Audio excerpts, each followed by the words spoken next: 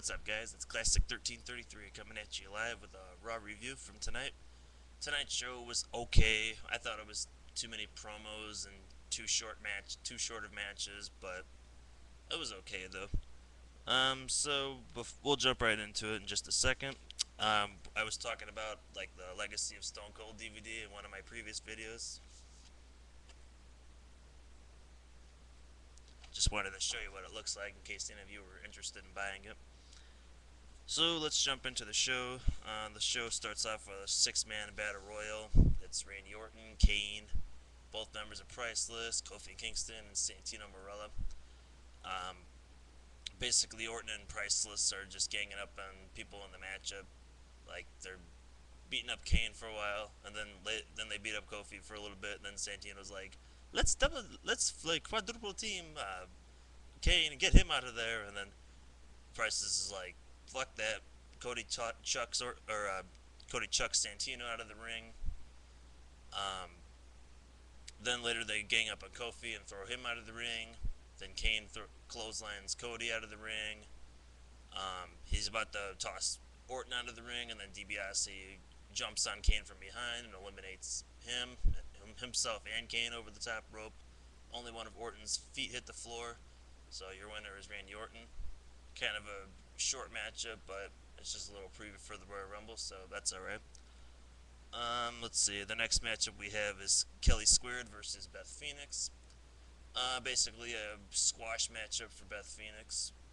Um, I don't even think Kelly got much offense in the match at all. I think like the whole finish was like Kelly did a backflip, got clothesline, and then got hit with Beth Phoenix's like reverse powerbomb move. I don't know what it's called if it does have a name to it. So Beth Phoenix wins. The next thing we have a backstage promo. Like basically Orton's congratulating DiBiase for helping him out, and he's like, and once I win the Royal Rumble, he's like, it's a win for all of us. And then Cody Rhodes shows up and he has on good authority, which I'm guessing it's from the cops or something. That's authority. Basically that he has good authority that Orton's gonna get fired by Stephanie tonight, and Orton's like, oh, we'll see about that. So that goes to that.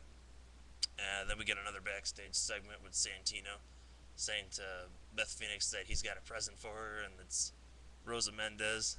And Santino's like Stephanie wouldn't allow her access to the building, so I had her join as an internship. And then he's like, can she join us? And then like Beth's like, I'll think about it. So this might be an interesting trio here for these three. What's next? The next thing we have here is like Stephanie and Orton's backstage little promo thing. Basically, Orton's kind of sucking up to Stephanie, like saying, that was a good decision to fire Jericho, blah blah blah. And then Stephanie's like, I don't need you sucking up to me. Get out of my office. And then Orton's like, telling her that she's scum and she only has the job because she's a McMahon and she's a worthless bitch and blah blah blah. And then Stephanie gets pissed off, slaps him, and then Orton leaves. So apparently that's a slap heard around the world, I guess. I don't know. Just kind of weird that it's just like he just leaves or something.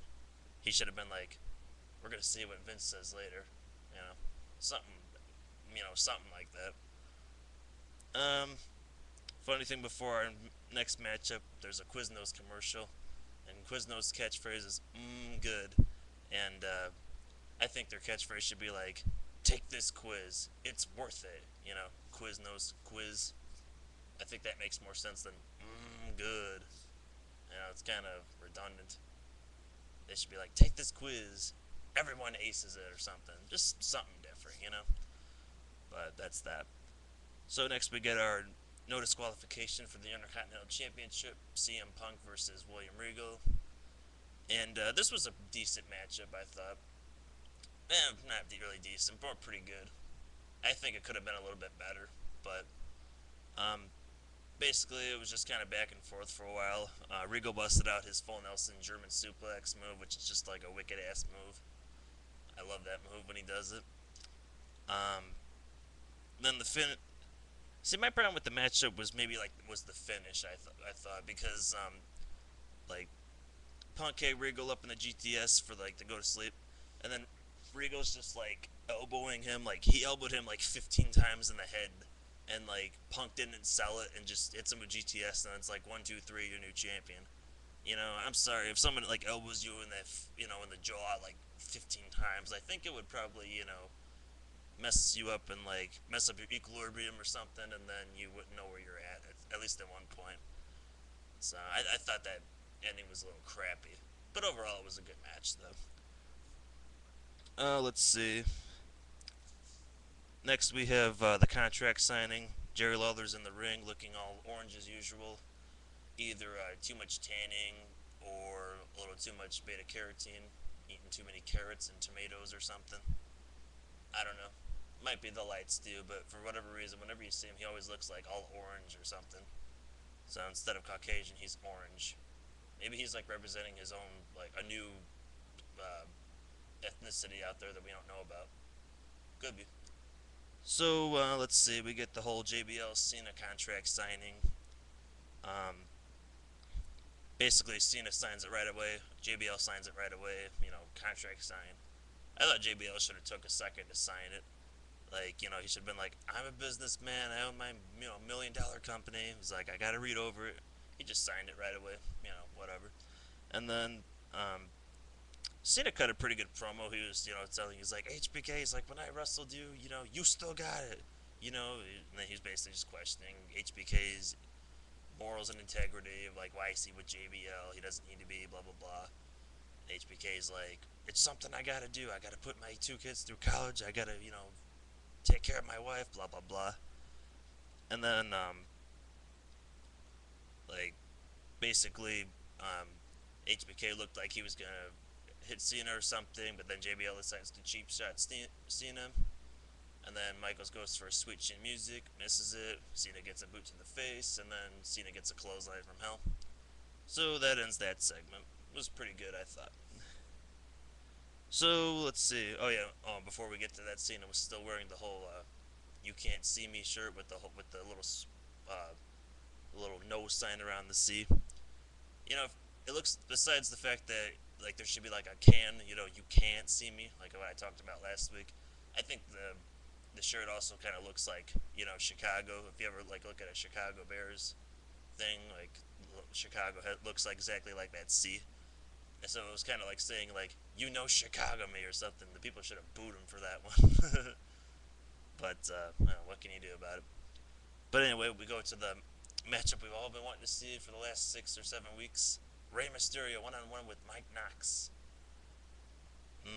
Not really.